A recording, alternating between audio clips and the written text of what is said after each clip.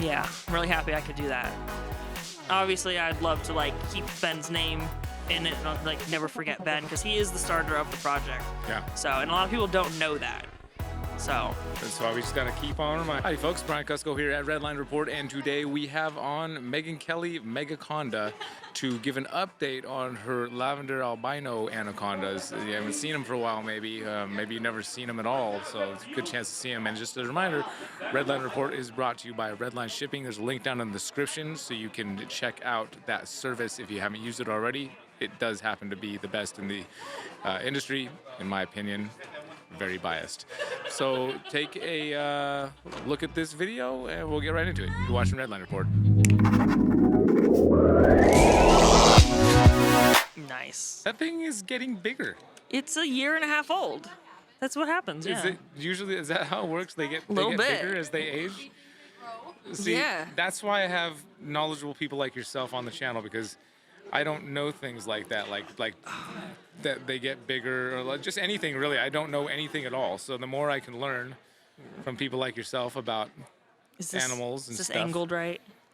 It's angled however it needs to be angled, I guess. Okay. I'm gonna probably break something underneath the table with my foot. There we go. Look at how amazing Yeah. that is. He lost like all of the purpling, but it's turning like gray. But the purple's still kind of on his head, but the oranges on his side are definitely getting brighter. Yeah, I see that. Yeah. It's tough, this angle that I'm shooting at. I need to shoot. I can pick it up. I mean, I can pick my arm up.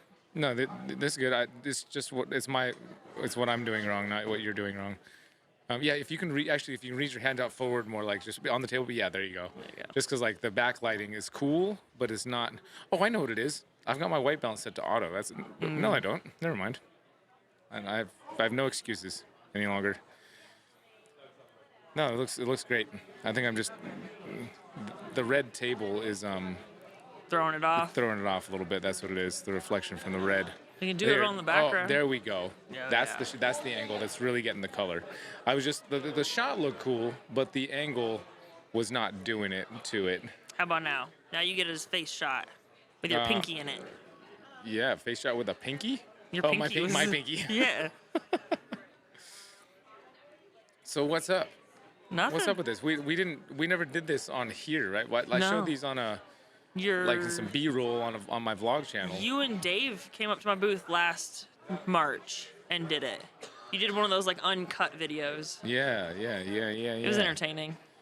But it wasn't at this age yet. No. Or this size. No, it's probably a little less than half this size. It was a year ago. So for folks that have no idea what is going on right now, maybe you could do a little bit explaining of what it is that's going on, as well as some of the backstory. Okay, so what you're looking at is a T-positive albino green anaconda. This is the first one born in captivity. The mother to it was one that was wild caught. I believe, I don't know exactly, but I believe she was imported by Ben Rennick in 2007. He bred her to supposedly an anery male that was also wild caught and produced double hets. He raised those double hets up, and unfortunately he was not able to produce visual albinos due to his passing. So I ended up with the project after that, and here we are today with visual albinos. So really lucky I could fulfill the project for him. He was always like a mentor to me, so yeah, I'm really happy I could do that. Obviously, I'd love to like keep Ben's name in it and like never forget Ben because he is the starter of the project. Yeah. So, and a lot of people don't know that. So that's why we just got to keep on reminding them. Yeah.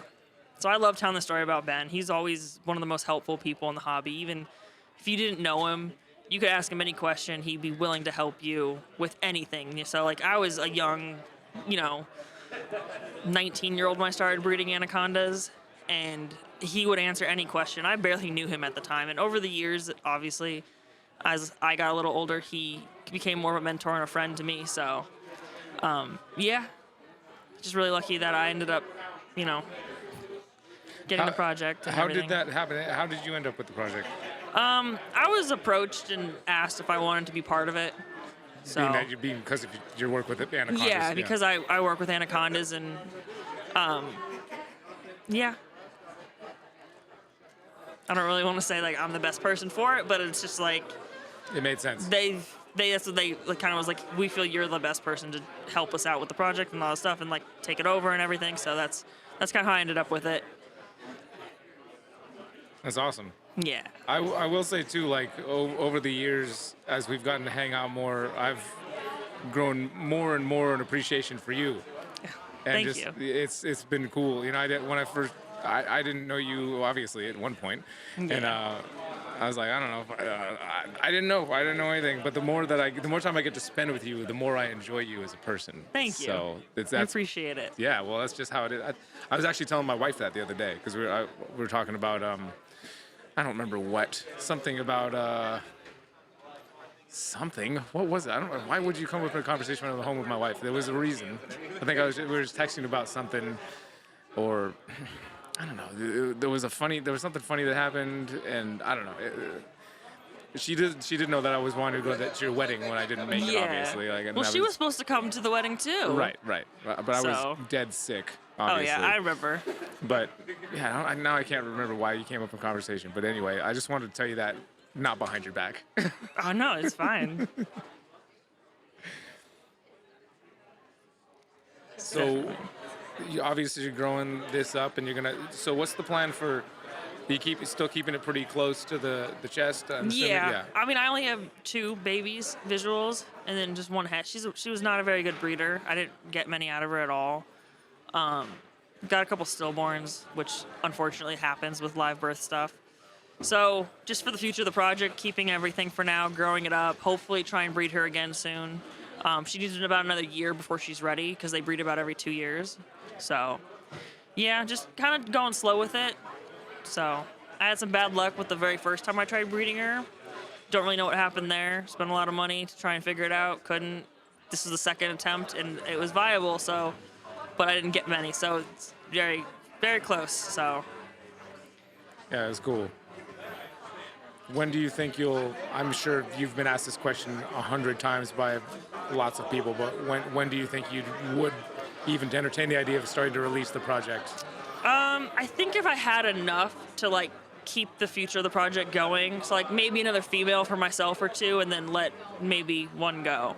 That's in the future. I don't know when that's gonna be, but Sure. like I just feel like I need to kind of build my own little albino army up before I let anything go. Yeah, that makes sense.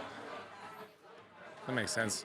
Do you think that, and this is probably another stupid question, but how do you think that anacondas will be the thing that you work with primarily? Do you see yourself diverting any time from anacondas to? I know you work with retics too, but like. I do work with retics, but like breeding wise, it's always 90% of the time it's been anacondas. Like I've done retic breedings in the past, berms, some ball pythons here and there. I keep a lot of different things. Like I have monitors and stuff too, and some other stuff. But like anaconda breeding has just always been like my main focus and like what makes me the happiest, and like it's the most fun for me because it's kind of the more challenging because they take so long to grow up and they breed every 2 years. And a lot of people give up on trying to breed stuff like this because of how long it takes to grow things up. And all of my besides the ones I got from Ben, obviously, all of my adults I've raised from babies. I've been keeping them over 15 years. I've been breeding for over 10 years. So that's just kind of always been like my main thing. And it's not like they are ready to breed really quickly. No. Females take between 6 to 8 years. I always kind of push it closer to the 8-year mark because it's a little safer for them. They have more size, a little more mature. Males can breed at 4 to 6. Again, I kind of breed them more at like 5 just because like they're a little more fertile and have more size, especially with like the females being so much bigger and girthier. So it's a long process. Teaches you some patience. Yeah. You really gotta have some patience to do anacondas, especially greens. Yellows are a little bit quicker, but still take a little longer than like your average snake.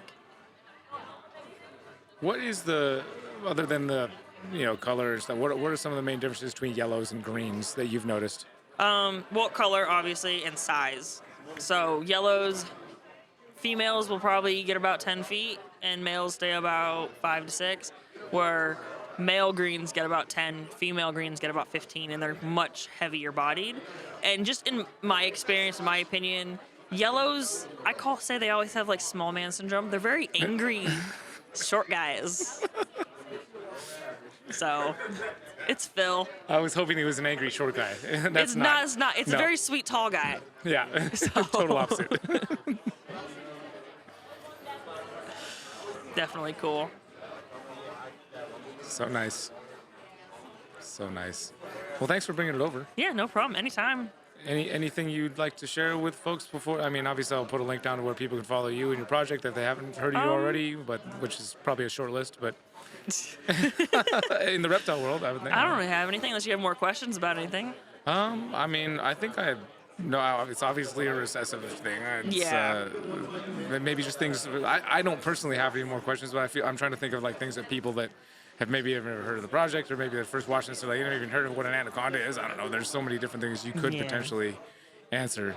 But for me, I know so much. I feel like I've gotten to see this from Start to finish, Start- kind of. start to I mean, now. we've been friends for a while. You've seen me kind of go through the whole project, which is fun, you know, all the struggles and mishaps that have happened with everything, and finally we see something, and it's great, yeah. you know. Maybe a couple things for like I said. Words are so hard for me sometimes. I don't understand. Maybe for the folks that like had never even seen an anaconda, maybe that happened to be watching the video, like maybe just a couple things about anacondas that people don't know. Well, there's a lot of people that even in the hobby, it seems, that don't realize that anacondas are part of the boa family or anything. Yeah, so I think they're technically a boid, but like they're, Boid, yeah. you know, they give live birth, which a lot of people don't know. A lot of people still think they like lay eggs. They don't. It's live birth, and they're gravid or pregnant, whatever you want to call it, for about 8 months, sometimes longer, which is crazy because people don't understand that. Like I've had females go almost 200 days after their post-ovulation shed before they drop babies, which is insane. Yeah, that's wow. So, but they tend to always those ones always give me big litters, so like I'm happy to wait it out. It's just you never know what you're gonna get either. So I would assume that litter size is very closely tied to the size of the female. size, age, and how many times she's been bred before. It's a Okay. lot of factors. Sure. It's like so like a lot of first-time females give small litters, like around 10, sometimes smaller. They can go more. I've had a couple go like 15. But like the more experienced females, I've had 30 plus babies where they've been bred like 2 or 3 times. Their bodies are used to it. Yeah, they and know they're it's like coming. 14, 15 feet long. So Nice. yeah, Awesome.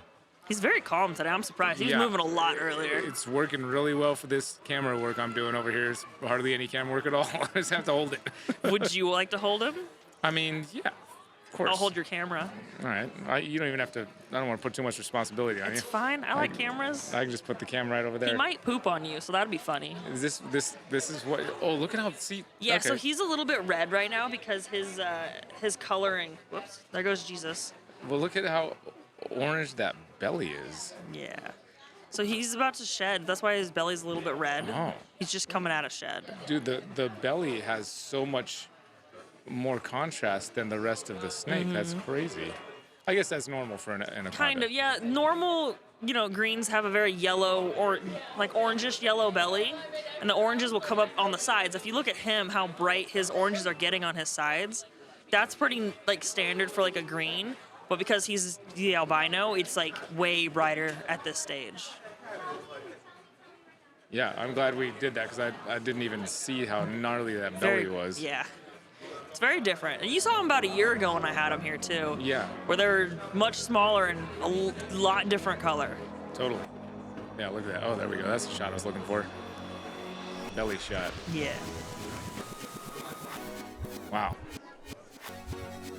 Well, shoot. Thanks, Megan. Thanks for coming over. Thanks for bringing him. Thanks for holding my camera for me. Yeah, Letting no me get problem. a chance. Thanks for having me. Yeah. Thank you guys for watching. Thank you, Megan, for taking some time away from your booth. You folks, thank you for watching. Did I say that already? I said it twice now. Let's say it one more time. Thank you for watching. And stay tuned and subscribe for another episode of Redline Report next week, right here on the channel. Until then, y'all take care. I was like, is this Jesus?